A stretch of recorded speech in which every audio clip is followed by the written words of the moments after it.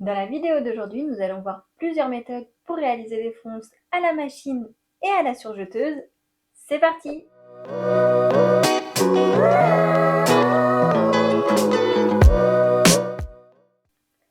Bonjour à tous, on se retrouve aujourd'hui pour parler de la couture des fronces. Donc on est plutôt sur un tuto technique qui s'adresse peut-être plus aux débutants, mais pour les plus expérimentés d'entre vous, je vous propose également une technique à la surjeteuse que vous ne connaissez peut-être pas.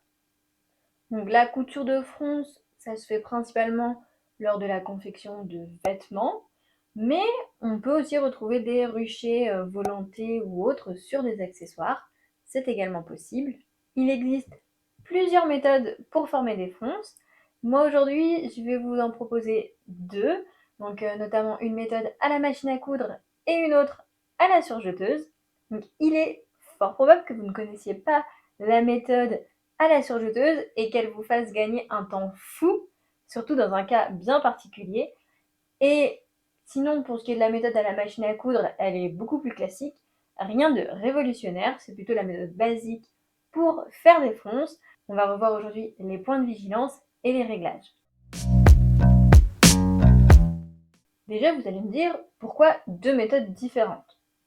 Eh bien, c'est parce qu'on ne va pas les utiliser dans les mêmes cas de figure. La méthode que je vais vous présenter à la surjeteuse a l'avantage d'être très rapide. Une fois qu'on a compris comment régler sa machine, on gagne un temps fou, mais elle est surtout adaptée à la réalisation de fronces en ligne droite et pour des pièces assez longues. C'est notamment très pratique pour les robes volantées. Donc, par exemple, ici, cette robe froncée à la taille ou encore avec un volant froncé dans le bas. Bon, je ne peux pas vous le montrer ici, mais c'est une pièce rectangulaire assez longue sur laquelle on veut venir coudre des fronces en fait sur la partie supérieure ou inférieure de la pièce, peu importe. C'est aussi très pratique pour les ruchés volantés. Donc je vais vous incruster par exemple une photo d'un col Ara. Où on peut venir incruster en fait un petit rucher à l'encolure. C'est tout simplement une pièce rectangulaire assez longue. Forcément, souvent les pièces qu'on veut froncer sont assez longues, puisque le but de la fronce, comme on va le voir après, c'est d'avoir une pièce plus petite à la fin, donc on part souvent d'un morceau assez long. Et l'avantage en fait de la méthode à la surjeteuse, c'est qu'on part tout droit en ligne droite, qu'on a un résultat tout de suite direct, mais par contre, c'est limité aux pièces qu'on doit entièrement froncer. Puisqu'en fait, dès qu'il faut un peu de précision ou alors que la fronce ne doit pas être réalisée sur l'entièreté de la pièce, je vous conseille quand même d'opter pour notre ami la machine à coudre. Notamment, par exemple, pour froncer les têtes de manche, ou alors lorsque les fronces ne doivent pas être réalisées au bord de la pièce, mais en fait plutôt au milieu de la pièce, donc où on ne peut pas utiliser la surjeteuse avec son couteau notamment. Et puis surtout, deuxièmement, tout le monde n'a pas de surjeteuse. Donc il est primordial de savoir faire des fronces à la machine à coudre. C'est pourquoi on va commencer par les bases et qu'on va passer sur la machine à coudre pour voir la méthode classique. Donc déjà, qu'est-ce que des fronces? Donc, on va reprendre la définition du petit Robert. Alors, elle est la suivante. Pli court et serré donné à une étoffe en tirant sur un fil. Donc, en effet, comme pour les plis, creux, plat, tout ce que vous voulez, on part d'une pièce avec une longueur A et on vise au final une longueur B. Et cela en venant resserrer le tissu, ce qui va venir former des vagues plus ou moins serrées en fonction de la quantité de fronce désirée ou imposée par le patron. On dit donc que le tissu est plus ou moins froncé. Et pour réaliser ces fronces, on va coudre ce qu'on appelle des fils de fronce. Les plus traditionnels diront qu'on peut coudre ces fils de fronce à la main. Ma grand-mère me dirait qu'il n'y a pas besoin d'une machine à coudre pour faire des fronces. Certes, c'est vrai, mais c'est un peu long. Et puis surtout que les machines à coudre existent, alors utilisons-les. Donc la première caractéristique d'un fil de fronce, c'est qu'il va falloir pouvoir tirer dessus pour pouvoir faire coulisser le tissu le long de ce fil. Donc à partir de là, on peut deviner qu'on va coudre avec un point droit pour pouvoir faire coulisser le tissu. Et surtout avec un point pas trop serré. On va prendre un cas pratique. J'ai coupé plusieurs bandes de tissu que j'ai pliées en deux. Donc, ça schématise un petit peu un rucher en fait qu'on pourrait après venir incruster un petit peu partout sur des modèles. Donc c'est en fait ce qu'on retrouve ici par exemple sur ma robe hirondelle au niveau de la découpe princesse. Et dans un cas, j'ai cousu un fil avec les réglages classiques de la machine à coudre, de ma machine à coudre en tout cas, au point droit qui se met sur 2,2 cm, millimètres, plutôt, millimètres. C'est d'ailleurs cette longueur de point que je vous recommande pour assembler des tissus, parce que ça ne bouge pas, c'est bien solide. Vous voyez où je veux en venir? Et dans un autre cas, j'ai mis la longueur max que me propose ma machine à coudre, à savoir 5 mm. Et bon, j'ai laissé dépasser mes fils et on va voir est-ce que j'arrive à quelque chose. Donc j'ai pris le morceau sur lequel j'ai cousu avec un fil et une longueur de point de 2,2 mm. Certes, j'arrive à tirer sur mon fil et à faire coulisser mon tissu. Mais j'ai fait 1 cm, j'ai déjà mal aux mains, j'en ai marre, mon fil va casser, tout est bloqué. Bon. Alors que ici, où je me suis mis avec ma longueur de point de 5 mm, en fait, je peux tirer sur mon fil, faire coulisser mon tissu, et en fait, faire avancer mes fronces, comme ceci. C'est ce qu'on cherche à faire. Donc, déjà, retenez longueur de point la plus longue possible. Il ne faut pas que le fil contraigne le tissu, en fait. Dans la même idée, je sais que certains abaissent la tension du fil d'aiguille. C'est une option. Après, honnêtement, en mettant une longueur de point de 5 mm, on est déjà bien. Après, moi, sur ma machine à coudre, je dois dire que je n'ai quasiment, on va dire, mais vraiment, je pourrais dire jamais à jouer sur la tension. Après, je sais qu'il y a certaines machines qui nécessitent vraiment qu'on joue avec ce réglage. Moi, ma machine précédente, je devais tout le temps ajuster la tension. Donc, sachez que abaisser la tension peut être un levier pour vous aider à faire coulisser votre fil sur votre fil de fronce. Ensuite, chose assez logique, mais ça peut nous arriver assez mécaniquement de le faire à nous, couturières. Attention, je vais éternuer.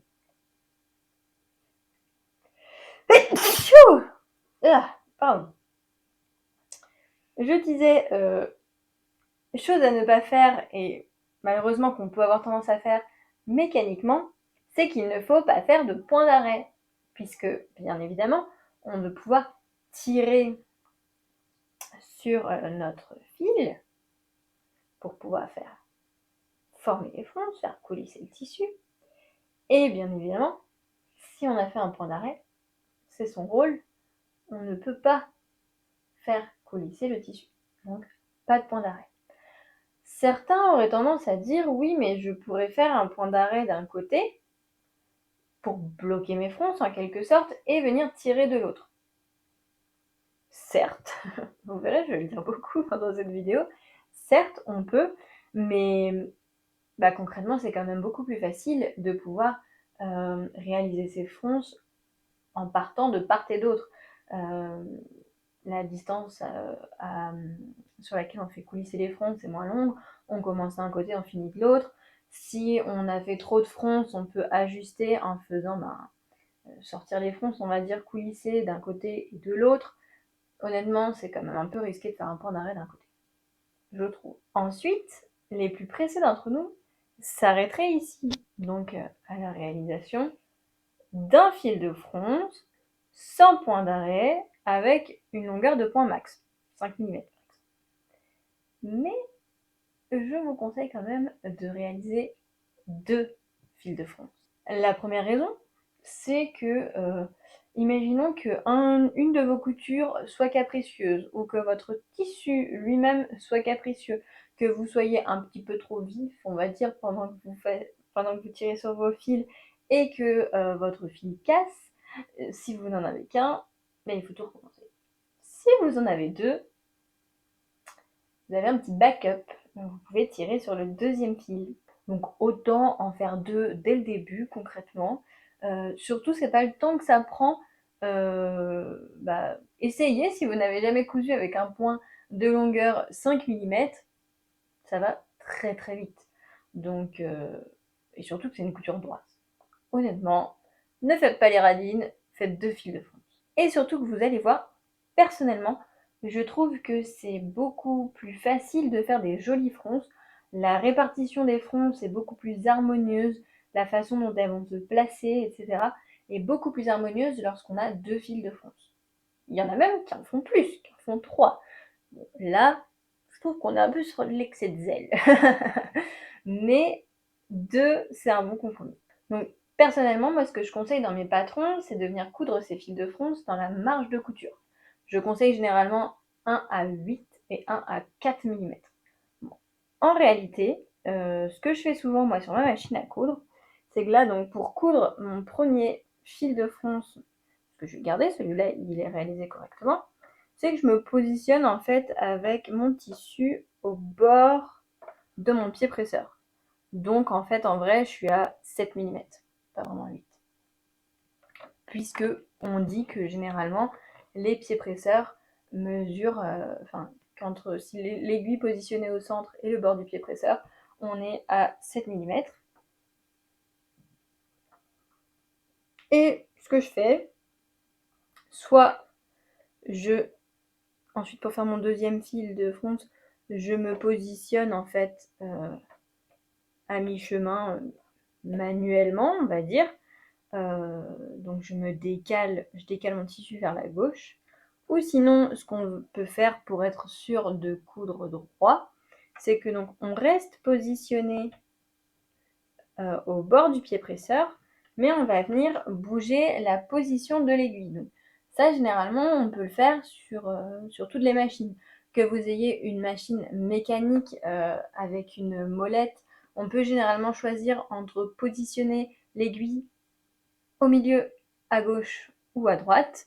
Et sinon, sur les machines électroniques, généralement, là, vous voyez, moi, c'est 3,5 pour une position centrale. Et du coup, en fait, je la mets au max aussi. Donc, je me retrouve tout au bord de mon pied presseur. Donc, par définition, j'aurai un point à 3,5 du bord et l'autre à 7. C'est pour ça que j'arrondis à 4 et 8 dans mes livrets. Et du coup, là, c'est parti. Je plante mon aiguille. Je ne fais pas de point d'arrêt. Et c'est parti. Je couds tout droit.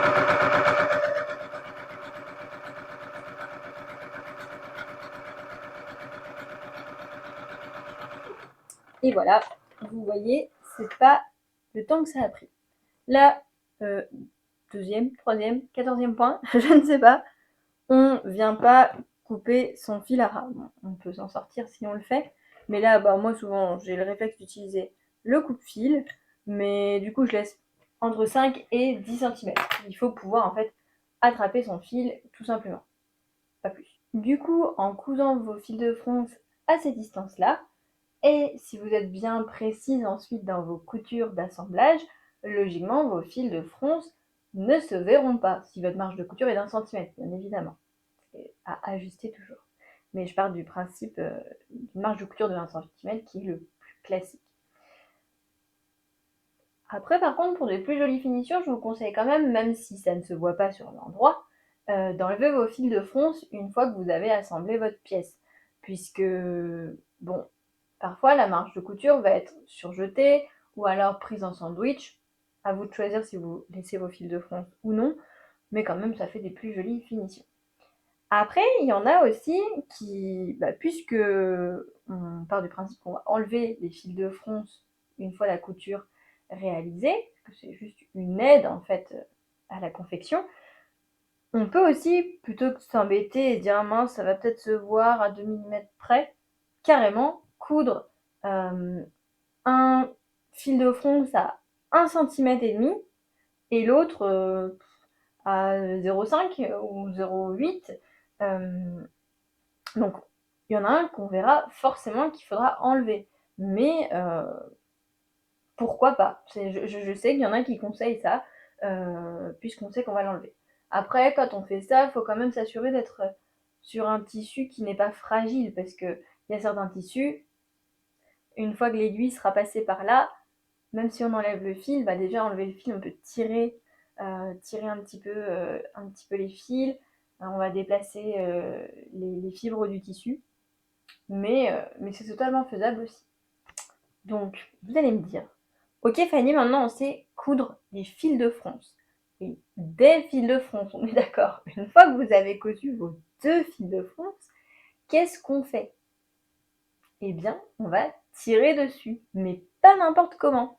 On va tirer sur les fils de canette. Bon, certes, ça fonctionne aussi de tirer sur les fils d'aiguille. Ça va quasiment tout le temps fonctionner. Mais, je ne sais pas pourquoi, parfois ça bloque. Alors que de tirer sur les fils de canette, 100% de réussite. Je mets mes 2 mains à couper. 100% de réussite. Bon, bien sûr, moi j'ai pas été très attentive à ce que j'ai fait. Bon, par contre, je sais dans quel sens j'ai cousu. Et du coup, j'arrive aussi avec le point de ma machine à identifier que là c'est mon fil d'aiguille et dessous mon fil de canette. Bon, de toute façon, vous commencez à tirer d'un côté et, enfin, d'un côté ou de l'autre, dessus ou dessous. Et si ça ne fonctionne pas, vous tirez de l'autre côté.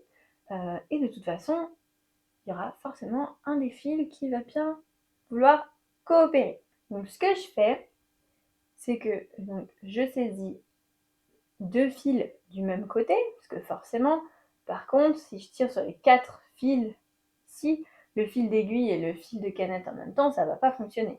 Donc je tire sur 2 fils qui sont du même côté. Donc je les prends dans ma main en fait, et je vais faire coulisser mon tissu. Donc je tire d'abord un peu fort, hein. Là j'ai fait des fronces très très foncées. Et en fait, là je vais tenir ici, donc comme ça je maintiens mon niveau de fronce. Et en fait, je vais faire avancer mes fronces sur mon tissu.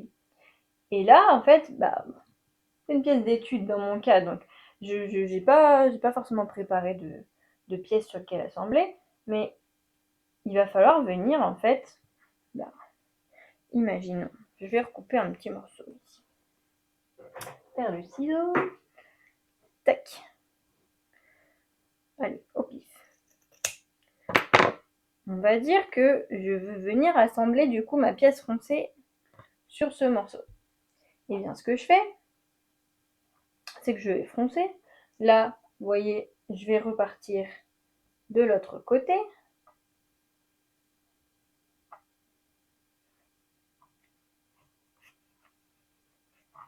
Tac, tac, tac. Tac, tac, tac, tac. Et en fait, je vais venir superposer. Bon, là, j'y suis presque. Je vais venir superposer en fait ma pièce froncée sur la pièce avec laquelle je veux l'assembler. Donc, par exemple, ici, dans le cas de ma robe, on va venir positionner le rucher sur l'empiècement devant et jusqu'à ce qu'il fasse correctement la bonne longueur. Donc là, moi, je vois qu'il faut que je fronce un petit peu encore. Bon, là, moi, je le fais assez naturellement, mais vous voyez, je ne vais pas laisser mon tissu comme ça. Je ne vais pas laisser des paquets de fronces. Je vais répartir mes fronces harmonieusement. On est d'accord, c'est plus joli. Après, dans certains cas de figure, il y a besoin de faire des amas de fronces. Par exemple, sur les têtes de manche, il y en a où il n'y a pas du tout de fronce, mais il y en a des plus ou moins froncés. Si vous voulez faire une manche vraiment très bouffantes, il va y avoir beaucoup de fronces très localisées. N'ayez pas peur, il est possible que votre tissu soit vraiment tout ratatiné sur lui-même. C'est normal. Mais sinon, parfois aussi, on va se dire, mais j'ai quasiment rien froncé. Mais en fait, juste de tirer un tout petit peu sur le tissu, ça va donner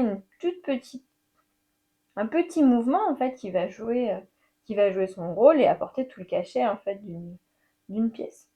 Donc si c'est vous qui ajoutez des fronces quelque part, vous le faites à votre ressenti, mais sinon n'ayez pas peur en suivant. De toute façon, dans les tutos, dans les patrons, généralement, soit vous avez des crans entre lesquels il faut froncer, vous avez des dimensions à atteindre, laissez-vous guider et suivez en fait ce qu'on vous dit. Et ensuite, en fait, tout simplement, je vais venir épingler en fait ma pièce froncée à mon autre pièce. On fait attention parce que ça tournicote un petit peu avec les fronces, donc on épingle correctement. Et généralement, moi en tout cas, ce que je conseille dans les patrons, c'est de venir d'abord bâtir à 5 mm du bord. Ça tombe bien, on est prêt à bâtir, puisque moi pour bâtir, je conseille de coudre avec un point droit de 5 mm. Parce que c'est un point, oui, qu'on va pouvoir, une couture qu'on va pouvoir facilement enlever en fait par la suite. Donc on est déjà à 5 mm, donc on va venir piquer en fait dans la marge de couture avant l'assemblage final. Donc pendant la couture, on positionne bien nos mains, on fait attention à ce que le tissu ne parte pas en biais, on fait bien attention. Ensuite, une fois qu'on a bâti, on va venir faire l'assemblage final. Donc par exemple, je reprends l'exemple ici du rucher qui donc se trouve ici sur le devant. Je vais l'assembler avec mon point de bâti sur une des deux pièces, donc par exemple la pièce centrale ici. Et ensuite, je vais venir assembler endroit contre endroit cette pièce-ci et cette pièce-là. Donc mon rucher, mon volant va se retrouver pris en sandwich. Je fais mon assemblage à 1 cm du bord avec un point court, donc 2,2 cm, pardon, 2,2 mm par exemple. Et là, je peux venir enlever mon point de bâti et enlever mes fils de fronce. Après, je sais qu'il y en a qui vont laisser tout ça dans la marge de couture. C'est possible également. Mais si vous voulez des jolies finitions et être sûr qu'il n'y ait pas un petit fil un jour qui sorte, enlevez tous ces points. Surtout qu'ils ont été cousus à points très larges, donc ça s'enlève très facilement. Pour récapituler, on a 5 points à retenir. On coud au point droit avec la longueur maxi, on ne fait pas de point d'arrêt, on fait 2 fils de fronce et on tire sur les fils de canette. Voilà, vous savez faire des fronces à la machine à coudre. Maintenant, on va voir la méthode miracle à la surjeteuse. Vous voyez, j'ai changé de copie. Donc, cette méthode est vraiment pratique lorsque vous avez des grandes longueurs à froncer, puisque vous gagnez du temps à la fois sur la réalisation et sur la répartition des fronces. Puisqu'en fait, ici, on va régler la surjeteuse pour que celle-ci vienne directement réaliser les fronces et maintenir les fronces avec les 4 fils. Bien évidemment, vu que la surjeteuse est un merveilleux outil équipé d'un couteau, je vous conseille de vous entraîner sur des chutes. D'abord déjà, expérimentez la méthode sur des chutes de coton, du coton blanc, là comme moi je vais utiliser, un vieux drap ou quoi que ce soit. Puis ensuite, bien évidemment, comme à chaque fois avec la surjeteuse et la machine à coudre, j'espère que vous faites ça, entraînez-vous sur une chute. Ne vous lancez pas sur votre belle pièce de tissu très chère, déjà découpée pour votre projet, si jamais vous vous êtes trompé dans vos réglages ou que votre machine est un peu capricieuse. On se lance une fois qu'on est sûr que tout roule. Une fois que cela est dit, on peut faire un peu de théorie. Donc, vous avez peut-être... c'est propre ici. Vous avez peut-être déjà remarqué ces petites molettes sur vos machines. Donc moi, vous voyez que j'ai la surjeteuse Lidl la plus basique, mais sur le principe, toutes les surjeteuses ont ce type de réglage qui vont peut-être se retrouver ailleurs, mais généralement on est quand même sur une molette.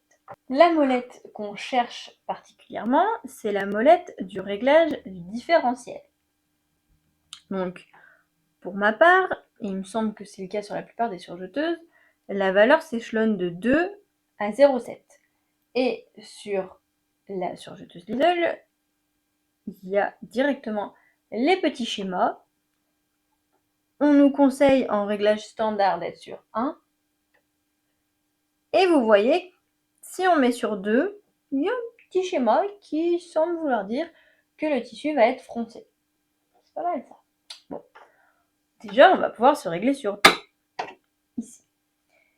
En plus de ce réglage différentiel, il y a d'autres choses à faire. D'une part, je vous conseille d'être en configuration 4 fils, donc avec 2 aiguilles, truc assez standard. Point overlock, assez standard, et aussi longueur de point max.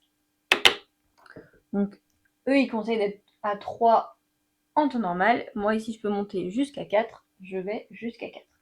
En fait, la logique est la même que pour la machine à coudre. On ne veut pas venir bloquer le tissu par des points très resserrés. Ici, en fait, on fait la même chose. Ça permet d'être sûr de ne pas venir casser le fil et aussi de garder une petite marge de manœuvre pour faire coulisser le tissu une fois qu'on aura réalisé les fronces à la surjeteuse. Et dernier réglage, on va mettre la tension des fils d'aiguille au max. Pas les boucleurs, les fils d'aiguille. Donc vous voyez là, moi, je suis sur 4, ben pareil, 4 tensions classiques de base. Bon, sur une surjeteuse, il y a toujours des tensions à ajuster, mais là, j'étais sur 4 pour du coton, eh bien, je vais aller sur 9, 8 ou 9, le max quoi. Puisque, comme je vous l'ai dit, c'est la surjeteuse qui va nous bloquer les fronces, en quelque sorte, c'est elle qui va former les fronces. On va passer sous la surjeteuse et on aura un morceau froncé. Si on est sur des fils lâches, bah, ça va rien pouvoir maintenir du tout. Donc, on veut des fils tendus. Et par contre, pour ce qui est des boucleurs, on reste sur les réglages standards recommandés pour la surjeteuse, pour le tissu que vous êtes en train de coudre. Par exemple, moi du coton, là, je reste sur 4, j'ai testé avant, c'est nickel. De toute façon, si vous utilisez votre surjeteuse pour votre projet couture, vous aurez sûrement déjà réalisé un surjet, vous aurez déjà sûrement réglé votre machine, donc vous ne touchez pas à la tension des boucleurs, puisqu'en fait on veut qu'ils forment des jolies boucles. Donc ça c'est la même chose qu'on va former des fronces ou faire un surjet classique.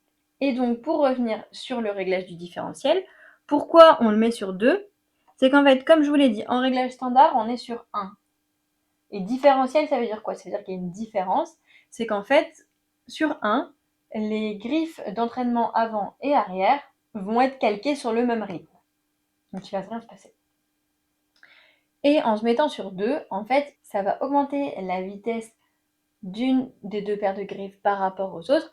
Et donc, ça va froncer le tissu. Et dans l'autre cas, sur le réglage minimum, ça va venir étendre le tissu, puisque les griffes vont pas être réglées de la même manière. Donc là, nous, on se met sur 2. Une fois qu'on a réglé la machine, on va tout simplement venir surjeter. Donc, assez classiquement, je relève mon pied presseur, je me mets au bord, et je vais venir surjeter. Je vais arrêter de parler au moment où je vais surjeter parce que ça fait un bordel sans nom. Mais ce à quoi je vais veiller, c'est de bien guider mon tissu pour qu'il reste droit, mais non plus pas venir tirer dessus parce que sinon je vais défaire les fronces qui vont se former. Donc je le guide, c'est tout. Donc je vais peut-être un peu tirer sur mon fil ici pour commencer. Et c'est parti.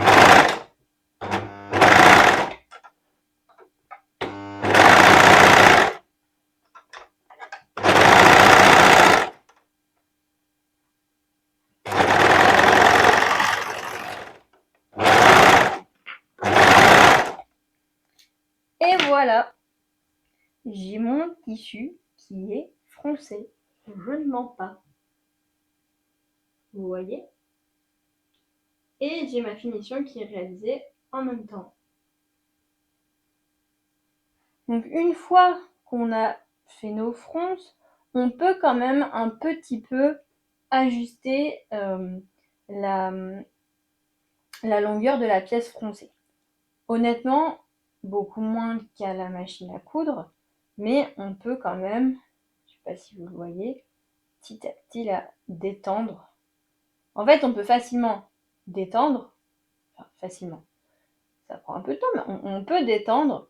Par contre, pour retendre, ça se fait, ça se fait un petit peu, mais honnêtement, pas vraiment. Enfin, c'est pas fait pour ça.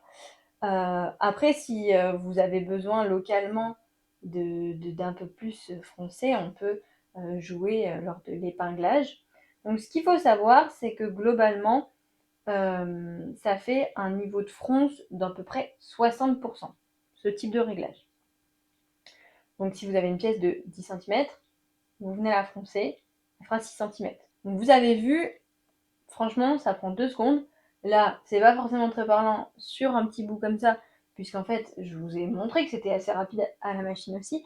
Mais honnêtement, lorsqu'on a des pans de robe à froncer, des fois on a toute la laise du tissu à froncer, là, on règle correctement sa machine. Ok, ça peut peut-être nous prendre 5 minutes en fonction des tissus. Puis on est parti, on peut enchaîner les kilomètres de tissu. C'est vraiment dans ce cas de figure où c'est intéressant.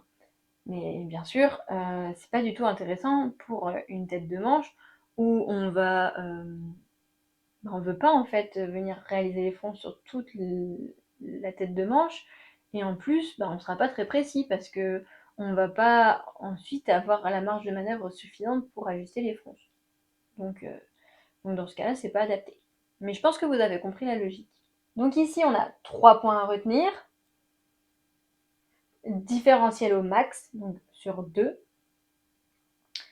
Tension des fils d'aiguille au max, 9 dans mon cas. Et longueur de point max aussi, 4 ici. On met tout à fond. Et on laisse les boucleurs comme ils étaient, on les embête pas, et c'est parti. Donc voilà, nous avons vu 2 méthodes pour coudre des fronces. J'espère que cette vidéo vous aura plu et surtout qu'elle vous aura été utile. Donc j'espère que les débutants, ça vous aura convaincu que vous êtes capable de réaliser des fronces. Et peut-être que pour les plus expérimentés d'entre vous, vous avez découvert cette technique à la surjeteuse. Et j'espère que je vous aurai donné envie de sauter le pas et de tester ça sur votre propre surjeteuse, si vous avez la chance d'en avoir une. Donc cette méthode peut être utile pour coudre un col à ras avec son petit froufrou, ou encore, comme je le disais, pour la robe hirondelle qui a pas mal de ruchers, donc au niveau de la découpe poitrine, dans le dos, et surtout qui présente une basque volantée, et aussi on peut même y inclure des volants, donc là ça nous fait vraiment gagner un temps fou. Donc vous retrouvez les patrons que je viens de mentionner sur ma boutique Instinct Couture, donc au format PDF ou pochette en fonction de vos goûts, et vous retrouverez les tutos vidéo pour coudre ces modèles sur cette chaîne YouTube. Et donc je vous mets tous les détails qui peuvent être utiles en description de la vidéo. Et en attendant la prochaine vidéo, je vous souhaite une bonne journée et une bonne couture.